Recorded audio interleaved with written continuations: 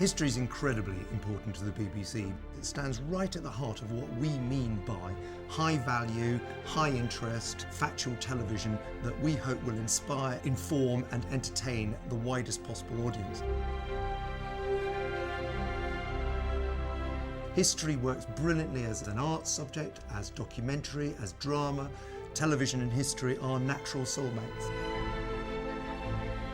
I want to turn history into the present tense, and there are three broad ways in which that can best be achieved. One is what I would call living history, where people encounter what it was like to deal with the challenges of historical experience.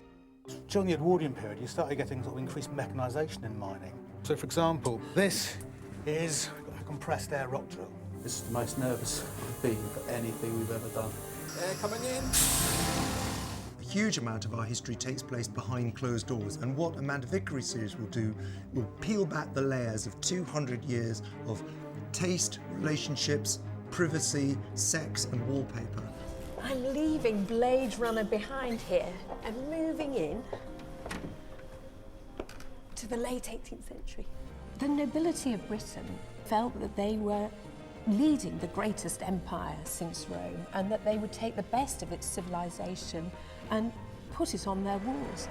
Can you tell the story of a nation by choosing virtually at random a perfectly ordinary small village and using the resources of that village produce a living, fluid picture of how Britain has changed from the Iron Age to World War I? I expect that you have heard that our regiment has been in a big fight. The enemy's trench taken at bayonet point, but Lance Corporal Fisher was killed. I think the British High Street has lost its soul, and I would really like to see that back. They've invented the supermarket, a street market with a top hat on. I want to know all my customers by name. They knew our names? That would be weird.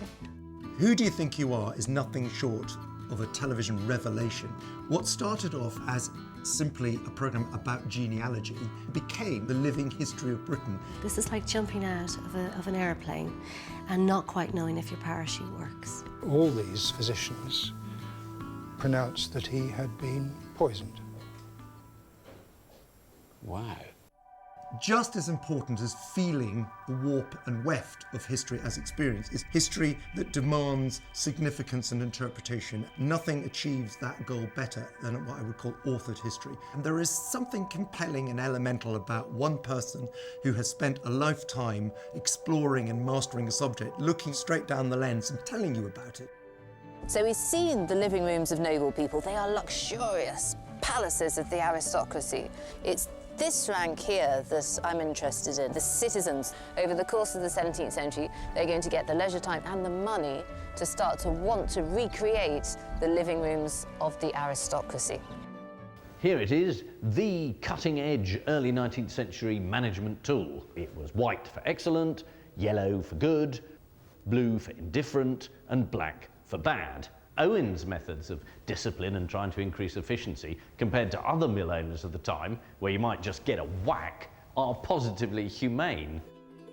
Ancient Worlds is a very ambitious series, and Richard Miles is going to take a very kind of contemporary look at the legacy of those worlds and what do we mean by the word civilization. These structures date back to the 5th millennium BC. The reason why we're here is because of something which is stuck in the trench wall over there, which raises intriguing questions about the nature of the society that first emerged here 6,000 years ago.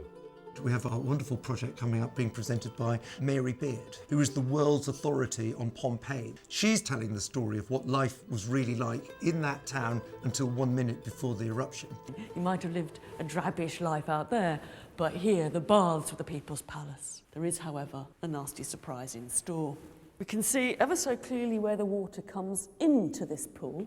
There isn't a single place where it can go out. Make sure you don't go to the baths if you've got an open wound, because you're likely to die of gangrene if you do.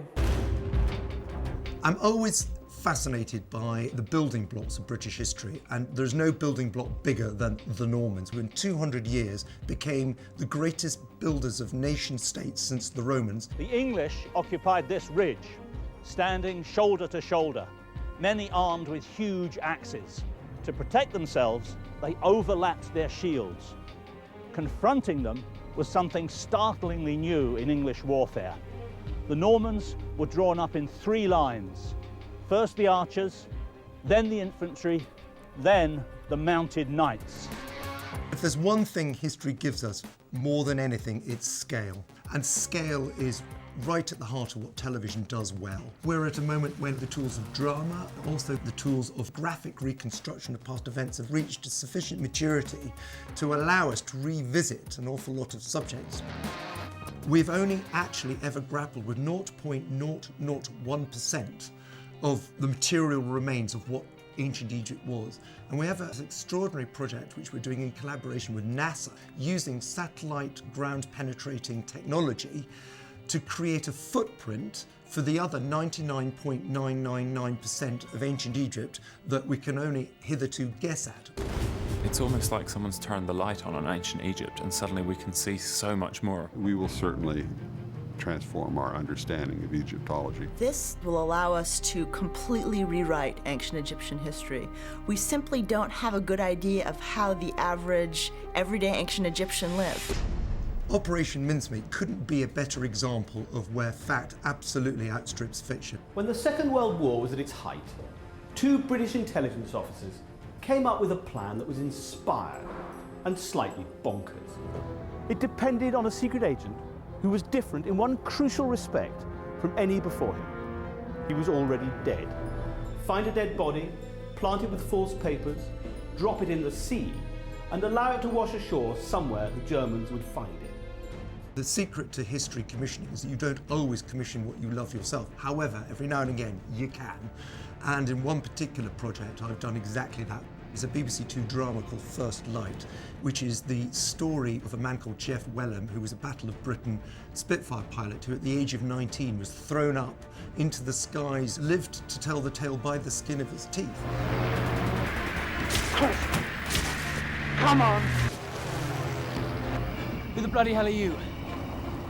Well, sir. I think you should be called Boyle.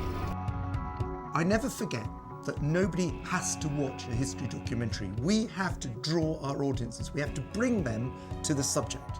And we can do that only by making our television as compelling, as original, but also as rigorous as possible.